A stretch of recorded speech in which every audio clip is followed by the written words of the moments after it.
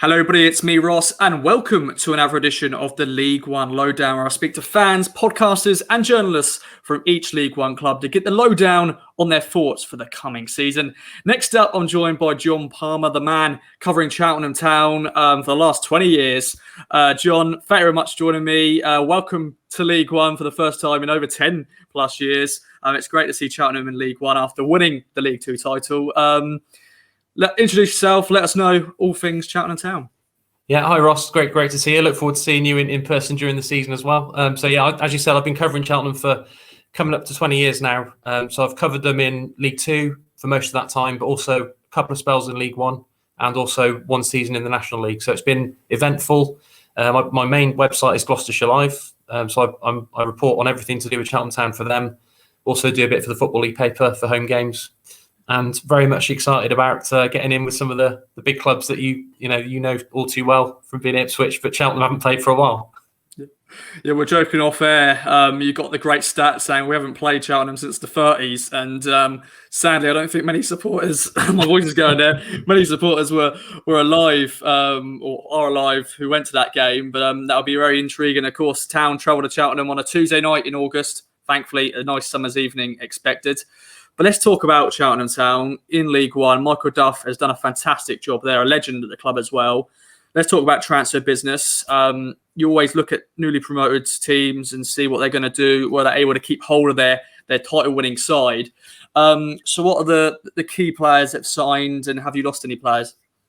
Yeah, so only two have come in so far. One was a goalkeeper, Owen Evans from Wigan, on a 2-year deal. And the other one is midfielder Elliot Bonds from Hull City, also on a 2-year deal. And they've both played for the club on loan before and done well. And now they've both come in on permanent deals. So Michael Duff's been quite clever in the fact he's contracted a lot of his key men already. So he's got a lot of the key men from last season tied down on longer term contracts. So he didn't lose any of the key men at the end of last season, other than the loanees. So 5 loanees that had all contributed well. Gone back to their parent clubs, including Josh Griffiths, the goalkeeper, who was outstanding from West Brom and has since gone to Lincoln. So they were quite keen to get him back for another loan season. But Owen Evans on a permanent is a great alternative. He did really well for Cheltenham during the second half of the 19-20 season when they got into the playoffs, lost in the semi-final to Northampton. So he looks good. He's looked good in pre-season, very good with his feet. But they've got another good goalkeeper, Scott Flinders. It'll be a good little competition between those two. Flinders has been at the club for about 5 years. And I think Evans has been given squad number 1, which might be a little bit of a clue. But I think Flinders will push him. Very experienced, mid-30s, had a great career. So in midfield, Bonds, he started last season at Cheltenham on loan from Hull. Michael Duff is very good friends with Grant McCann from their playing days with Northern Ireland and Cheltenham. I think Michael Duff's godfather to McCann's oldest boy. So they're very close, and I think that played a part in Bonds coming in on loan. He was looking good, but he suffered a serious knee injury in October, which ended his season. So he went back to Hull, had surgery, did his rehab. Now he comes to Cheltenham on a permanent. So I suppose you could call it a slight gamble because he hasn't played since that injury for Cheltenham. But he was looking good. I think he's only about 21, still got plenty of time ahead. I think if the injury that he had happened maybe later in his career, it could have been seriously threatening his career because it was a nasty, all sorts of damage in his knee, but he seems to have recovered really well. So the two that have come in have been really quite pleasing, but they've missed out on a few, particularly in the centre forward area. So that's an area that everyone knows Duff is trying to improve. They weren't prolific last season. Nobody really sort of scored a hatful of goals, but they were a really good team effort, shared the goals around, very well organised.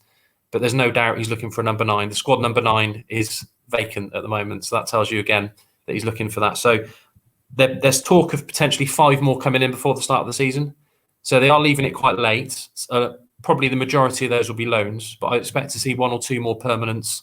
And they've done very well in the loan market over the last few years. So I think they'll rely on that heavily. They've had some great players. Jacob Greaves came 2 seasons ago, did really well. He's now established in the whole team, got promoted, obviously, back to the Championship. And there's been other examples of players that have come in. Callum Wright from Leicester last season did really well. I think they're trying to get him back again. So that could be one of the new signings. And everyone would be happy if he came back, attacking midfielder from Leicester. So that it's hard to sort of judge what the team's going to look like on the opening day. Crewe away on August the 7th. I think there'll be a few more added, certainly by then. But the 2 that have come in have been good. And they've kept, as I said right at the start, they've kept all the key men from last season in terms of the permanent signings. So yeah, it's a lot of work to be done, but it's a strong base to work from. And a lot of Town fans who are watching this probably won't know how Cheltenham play. So, as an insight man who knows all things Cheltenham Town, when we play you earlier in August, a few games have been played by then. What can we expect from that game? And a newly promoted side, of course, we're going to be favourites to possibly win it. But what can we expect, and what are the key players who are from that side that you're able to re-sign? I know Alfie May's your top goal scorer from last season. Will he be a threat? Yeah, Alfie May's come back looking lean and fit and sharp. There was a little bit of interest in him during the summer, but he looks like he's here to stay. I think Ipswich fans can look forward to a nice away end at the ground. It's a nice little ground. One old stand from the non-league days from the 60s, but the rest of it's been built up pretty recently in the last 10 or 20 years. So the away end is a really nice stand. It's a tight pitch, quite a small pitch, quite a tight ground, but nice atmosphere, especially for midweek games.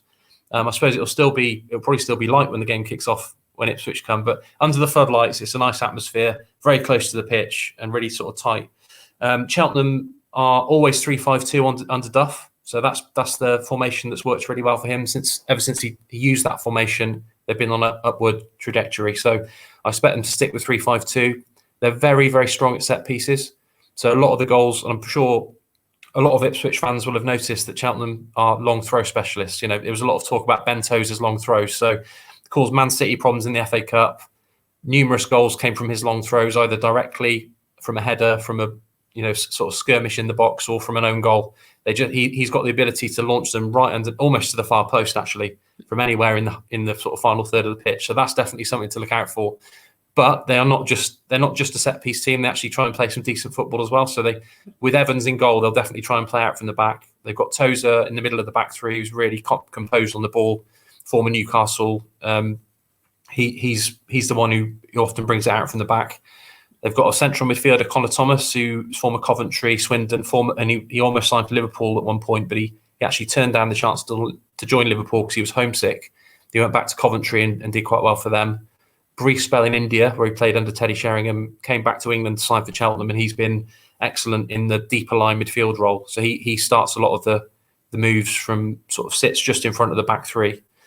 The wing backs are particularly effective. So Matty Blair on the right, been in League One with Doncaster, Fleetwood, got a few promotions on his CV. He was excellent last season.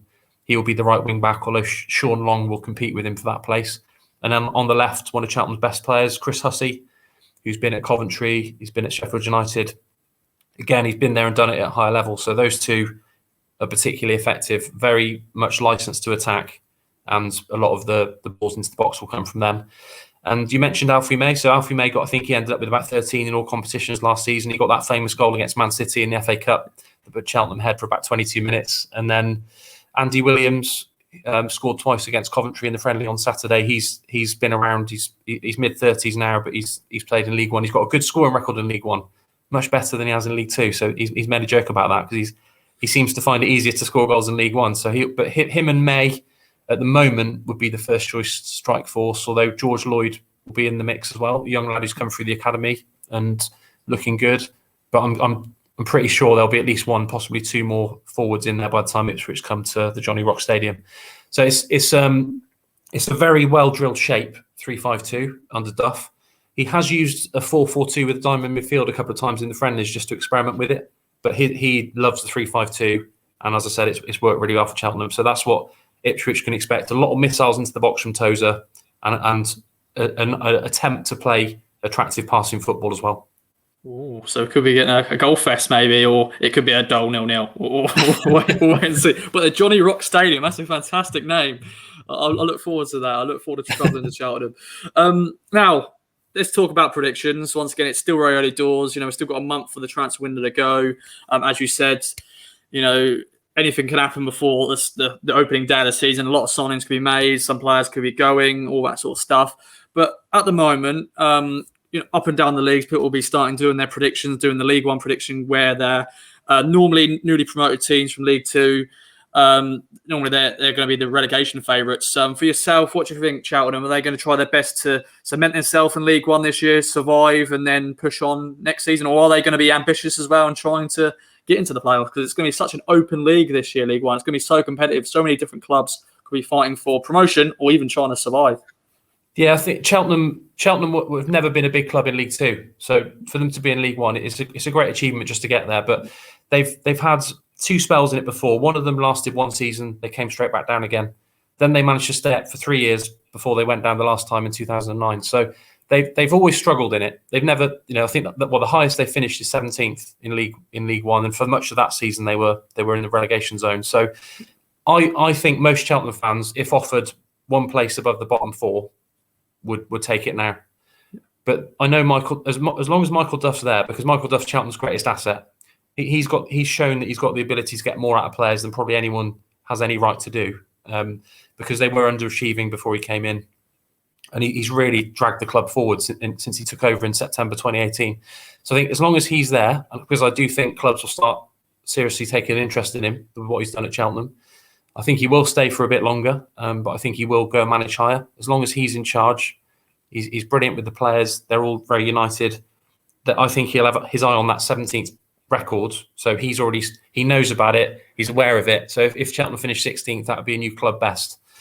I think most Cheltenham fans would have realistic expectations. If Cheltenham are bottom after 10 games, they're not going to be calling for Michael Duff to be sacked. They're realistic. They realise the size of the clubs in that division. They realise they have the 17th biggest budget in League Two. They're going to be probably second bottom in League One, I'd say, after Morecambe in terms of the budgets. Cambridge have also done very well to get there, but I think they've probably slightly higher budget than Cheltenham. So yeah, I think under Duff, I think Cheltenham have got enough unity, organisation, spirit to stay up. But a lot of it will depend on who they bring in between now and August the 7th. But I think they've got some sort of irons in the fire that they're quite excited about, even though they're leaving it late. If they get the ones they want, they get some of the, maybe 1 or 2 of the loanees that have done well in the past back, I think they can. So if you want a specific prediction from me, Ross, I will go for 16th. Okay. I'd be very happy with that, and I think most Cheltenham fans would be delighted with that.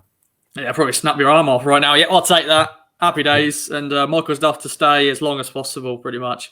You're talking about budgets. Sometimes the budgets in different divisions, like say League One, you've got 5 teams, the budget that high, and then as you said, like Cheltenham's budget, I'm sure isn't massive, but of course Town are becoming very ambitious at the moment. We've got new owners. Paul Cook's first full season in charge.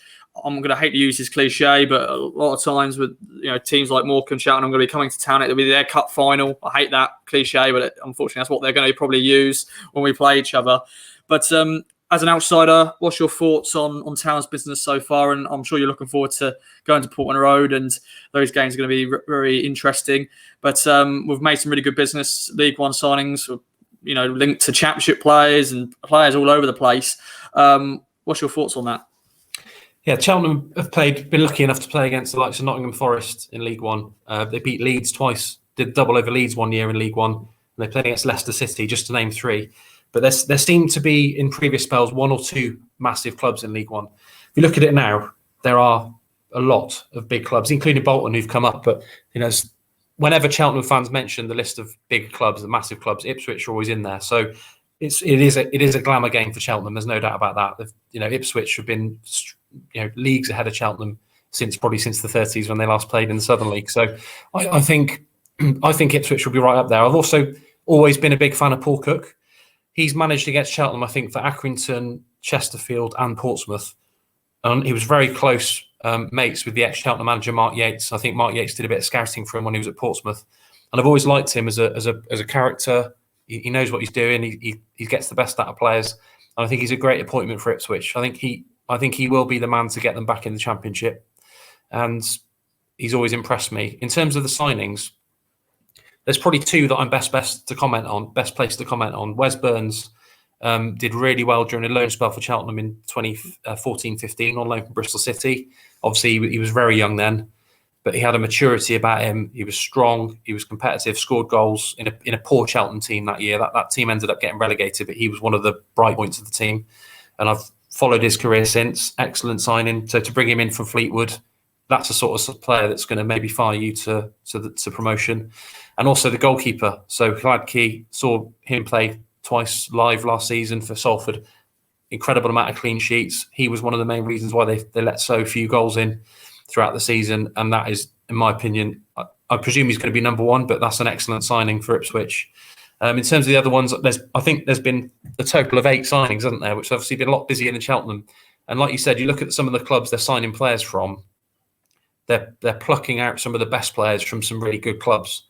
So they're not scrimping and scraping. I think they are. It's an ambitious group of signings. I've had a look at the names. Those 2 stood out for me because obviously I've seen a bit of them in the past. But Joe Pigott has done well against Cheltenham in the past. Raheem Harper, I've seen play for West Brom in the 23s. Caught my eye in that game when I was there for a random midweek Premier League 2 game. Lee Evans from Wigan, I think, is another one who's come in. That it's an impressive list. When you look at those 8 players and you compare it to what Cheltenham have brought in, you look at where Ipswich were last season, and you look at where Cheltenham are coming from. You can see how difficult a task Cheltenham are going to have. But I think Ipswich will be right up there. So I've been trying to work out, which of the big boys have probably recruited best. I think everyone's going to expect Sheffield Wednesday to be up there if they can sort themselves out in terms of off-the-field problems. And I think that will take a while to settle down. So I think I will be expecting Portsmouth under the Cowleys to be up there. Be expecting Sunderland to definitely be in and around it after missing out in the playoffs last year. The resources they've got. Charlton, another one under Adkins. But I think Ipswich. I'm not just saying this because I'm chatting to an Ipswich vodcast or video, but I think Ipswich will be certainly in the top 2 automatics. 3 in League 2, only 2 in League 1, isn't there? So yeah, I think they'll finish in the top 2. Okay, that's what we're hoping for, because we've had the last 2 years of like HMS pissed the league. That's what they've been calling it. 100 points, 100 goals. But under Paul Lambert, it just didn't happen. But Paul Cook, first full season in charge, will be interesting. John, it's been a pleasure having you on. Anything else you'd like to add before we wrap up? No, just like if anyone was there in 1937. So Ipswich have played Cheltenham 4 times, beaten them all 4. So it's nice to reacquaint ourselves with such a great club, and I'm very much looking forward to both games. But I think Ipswich, all the best for the season. I'm sure it'll be a successful one. And if Cheltenham can finish 16th, definitely, as you said, bite your hand off for that one.